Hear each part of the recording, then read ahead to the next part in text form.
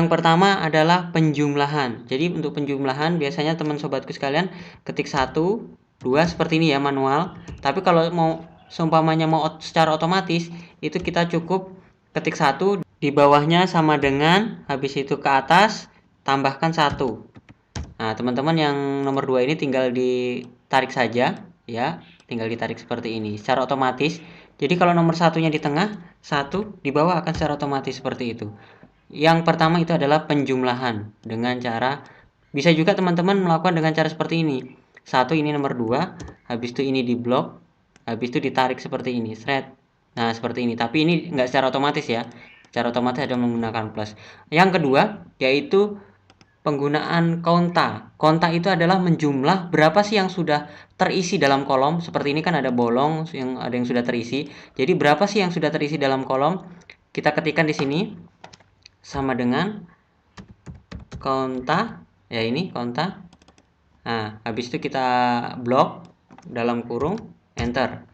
Nah, ada 7 yang terisi. Kita tinggal ke kanan, tinggal tarik. Nah, di sini ada 9, berarti ada bolong 1. Seperti itu. Untuk konta itu untuk menjumlah. Kalau totalnya banyak, kita bisa lihat mana sih ada, siapa tahu ada yang belum terisi seperti itu. Yang ketiga adalah sum. Sum itu adalah penjumlahan. Jadi, sum ini biasanya sering kita gunakan kalau menjumlah angka tertentu. Sama dengan sum, habis itu dalam kurung, di blok, tutup kurung, enter. Nah, seperti ini untuk menjumlahkan total tertentu. Pasti teman-teman sudah banyak yang tahu ya.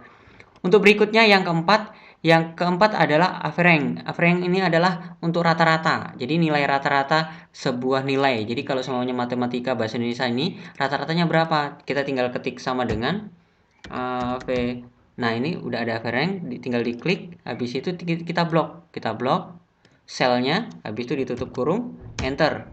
Habis itu, nah ini kan 3-nya terlalu banyak nih, kita kurangin. Ini ya, 3-nya 2 poin saja. Habis itu kita tinggal tarik saja ke bawah. Seret. Nah, ini untuk nilai rata-ratanya. Sudah terlihat ya nilai rata-ratanya. Untuk yang kelima adalah penggunaan kontif. Kontif di sini kita menjumlah huruf tertentu. Jadi di sini kan ada jenis kelamin laki-laki, perempuan, laki-laki dan wanita.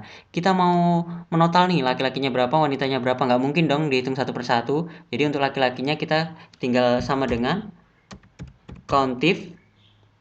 Ya ini kontif. Habis itu kita blok semuanya. Setelah kita blok titik 2, nah titik 2 seperti ini, habis itu tanda kutip, habis itu kodenya kalau laki-laki kan L itu, L tanda kutip, tutup kurung, enter. Nah seperti ini, jadi L-nya laki-laki adalah 6. Nah untuk wanitanya kita tinggal copy, habis itu paste di sini. Nah kita cek dulu, nah ini karena turun ke bawah kita harus geser ke atas. Habis itu L-nya diganti dengan W. Nah laki-lakinya 6, wanitanya 4. Itu adalah penggunaan kontif. Selanjutnya penggunaan if. Penggunaan if ini biasanya kita gunakan untuk ketentuan tertentu. Jadi ada semuanya di pelajaran sekolah itu dinyatakan lulus atau tidak lulus. Biasanya kalau di ujian admin pada saat kita masuk kerja ini biasanya sering terjadi. Teman-teman harus paham nih. Nah, penggunaan if. Jadi di sini kita lihatnya dari nilai rata-rata. Nilai rata-rata 83, 78. Nah, dari nilai ini kira-kira lulus nggak? Kalau nilainya di bawah 80 tidak lulus, kalau di atas 80 itu lulus. Jadi kita cukup sama dengan if. Nah, penggunaan if ini, habis itu kita blok yang ini, selnya, habis itu lebih kecil dari 80. Nah, habis itu titik koma, tanda kutip tidak lulus. Tidak lulus ya, untuk lebih kecil dari 80. Dan titik koma lebih besar daripada itu, tanda kutip lulus. Tanda kutip dalam kurung enter. Nah, seperti ini. Lulus kan? Nah, untuk ke bawahnya kita tinggal tarik seperti ini, thread. Nah, kelihatan kan ada yang lulus, ada yang tidak lulus secara otomatis. Rumus berikutnya adalah penggunaan VLOOKUP. VLOOKUP ini untuk memanggil sebuah data. Jadi, seumpamanya kita memiliki database seperti ini. Habis itu kita mau manggil, kita biasanya mau nyetak seperti ini, data seperti ini, kita mau cetak dalam form seperti ini, otomatis kita harus panggil menggunakan kode. Ini kodenya ya, tempat kolomnya kita siapin kolomnya. Tahap pertama silakan kalau sudah kita siapkan datanya, kita klik selnya, habis itu sama dengan VLOOKUP. Kita mau manggil nama ya, kita mau manggil nama VLOOKUP. Habis itu selnya yang ini untuk pengisian datanya. Habis itu titik koma. Habis itu kita blok bagian selnya. Ini sel untuk database-nya ya. Kita blok. Titik koma. Kita nomor berapa kalau nama? Nama ini 1, 2. Nomor 2 ya. Habis itu nomor 2. Dalam kurung enter. Nah, dia otomatis tuh hijau. Untuk jenis kelaminnya kita tinggal geser saja, Shred. Tapi kan ini kalau digeser otomatis error ya. Nah, kita caranya nggak seperti itu. Caranya seperti ini. Kita klik dulu, habis itu kita kunci rumus yang ini, yang kode ini, yang J sampai dengan ini. Kita kunci dengan F4, klik F4 di keyboard. Nah, ada dolarnya ya, habis itu enter. Otomatis dia kalau kita tarik, dia akan tetap, dia tidak akan bergeser. Jadi ininya tidak akan bergeser kode selnya. Nah, untuk jenis kelamin ini di kolom keberapa? Di kolom ketiga. Kita tinggal tik ketiga. Matematika di kolom keberapa? Kolom keempat. Enter. Nah, ini selanjutnya di kolom kelima. Enter. Ini selanjutnya di kolom ke-6. Enter. Selanjutnya untuk nilai rata-rata di kolom ke-7. Enter. Nah, kelihatan kan nilai rata-ratanya 83. Sebelumnya kita coba klik Sarjono nomor 4. Enter. Nah, Sarjono nomor 4. Nah, nilainya 78 kan. Terakhir semuanya Bejo Ireng nomor 10. Kita klik nomor 10. Nah, Bejo Ireng L laki-laki 70, 75, 90, 78,3. Sesuai ya. Jadi untuk penggunaan VLOOKUP seperti itu. Selanjutnya penggunaan HLOOKUP.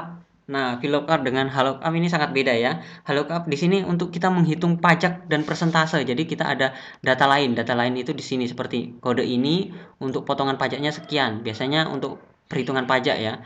Nah, cara menggunakannya seperti apa? Kita langsung saja, di sini ada data, ada golongan, ada nama, jenis kelamin, gaji pokok, tunjangan, dan transportasi. Tahap pertama yaitu kita klik selnya, habis itu sama dengan HLOOKUP. Nah, ini sudah ada HLOOKUP.